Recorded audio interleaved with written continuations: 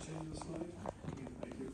So, we really appreciate the opportunity to speak before council. A lot of stuff has already been mentioned, so I'm going to keep this short and brief, but there's some aspects I want to emphasize. So just one thing to go over. This Brookside property is a magnificent property, 42 acres, two very important heritage buildings, two possibly important, and a huge ecological system running up and down Brook Road Creek. And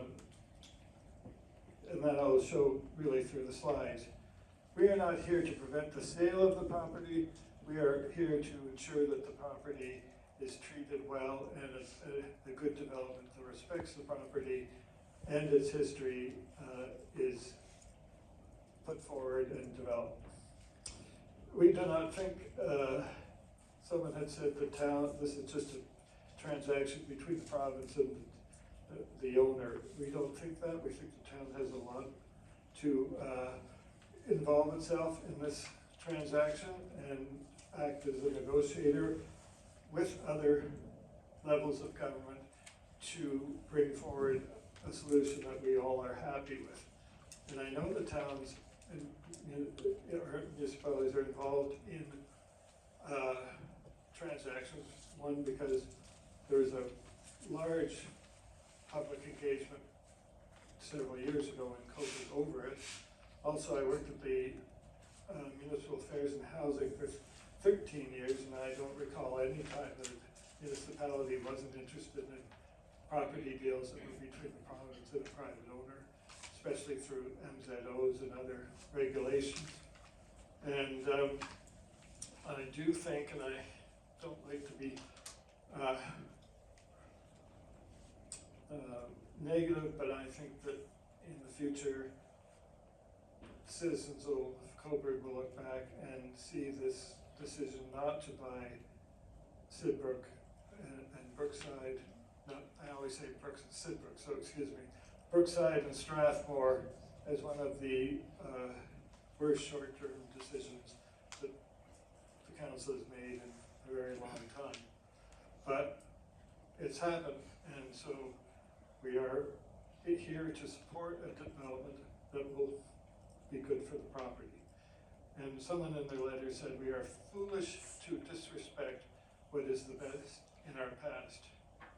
And I think a lot of the times, and why we got vigorously involved at the time we did, because there has been a lack of transparency through this whole process, or appears so, and all these stories, rumors started going through the town, some of them emanating, we are told, from Victoria Hall, but things like putting Brook Road Creek underground, putting a 4-story building on front of the Strathmore mansion, building 6 to 8-story condos, and demolishing the Royal Cottage.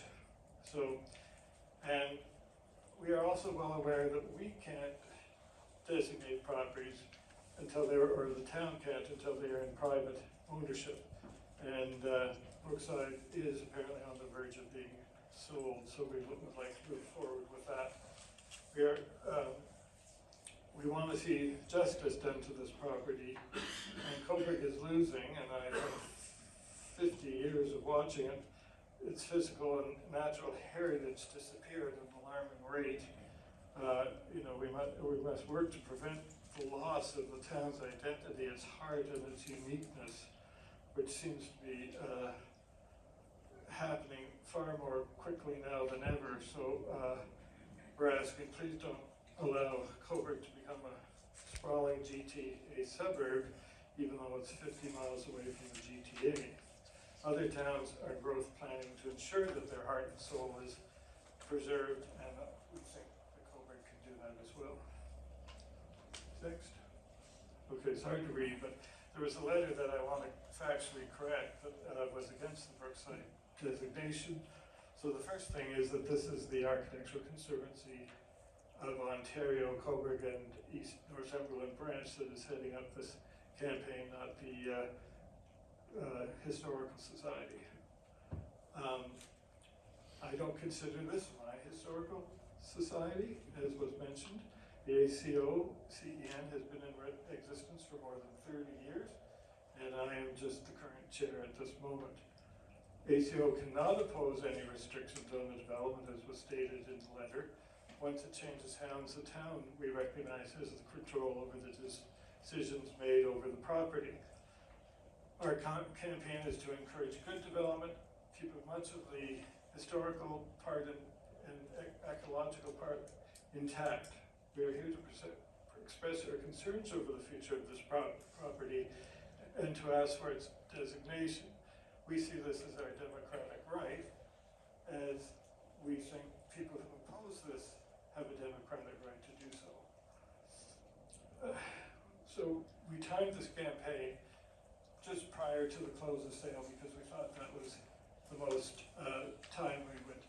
place we would have the most impact. And let the town, let the province, let everyone know how much support there was for the retention of this property. And it won't last now, it will go into the planning stages and we continue to follow it through. And I always ask people, you know, when they're driving along King Street, what do they think when they pass Strathmore or Sidbrook? And, you know, people go by and say, oh, it's such an amazing place.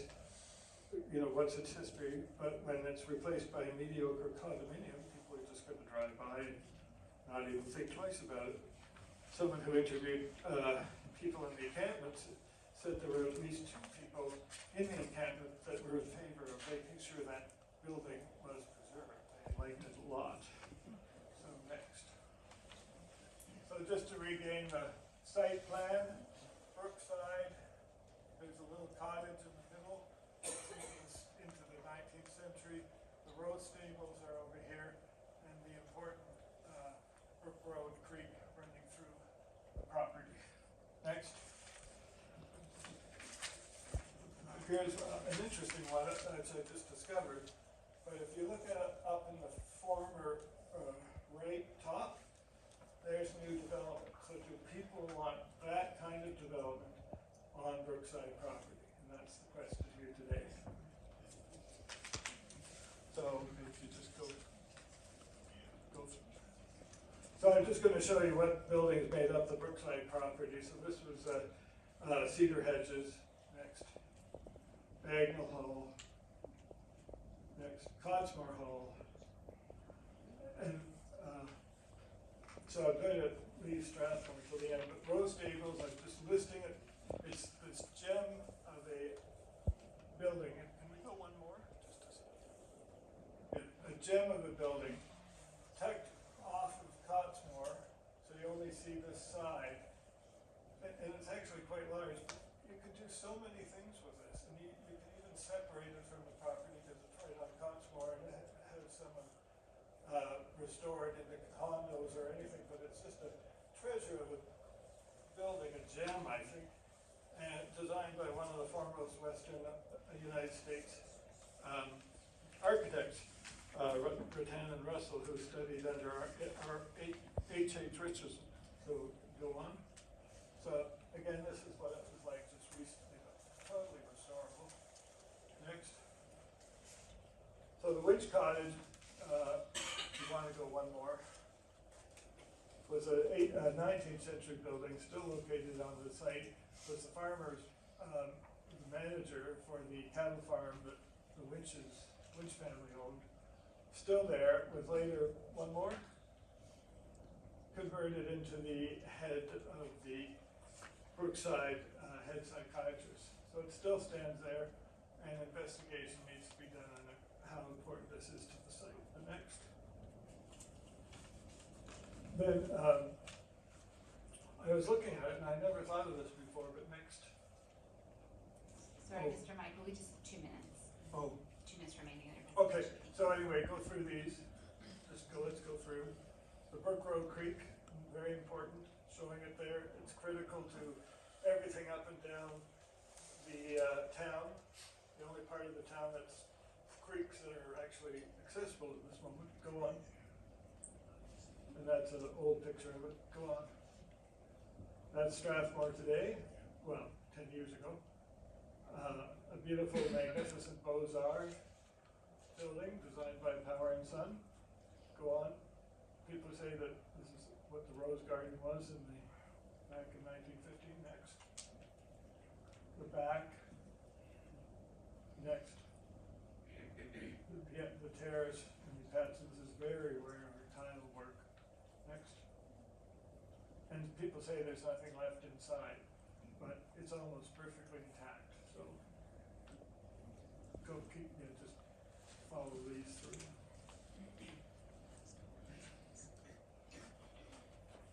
So is this what you want that plot of land to look like? Next, or this? Next, or this, or into a hill. Next. Again, just a site plan. Next. This is what creative communities do. They call them campuses now and interwove various creative ideas within the developments of properties. Next. So we're basically asking, as we've said before, for it to be Virginia McLaughlin's designation request to be approved, and a number of other things I won't mention. But I like this again from the letter. What is required for these buildings is a plan combining heritage protection with adaptive reuse, and I can see no reason why such a plan would displease a new owner with ambitious intentions for the site.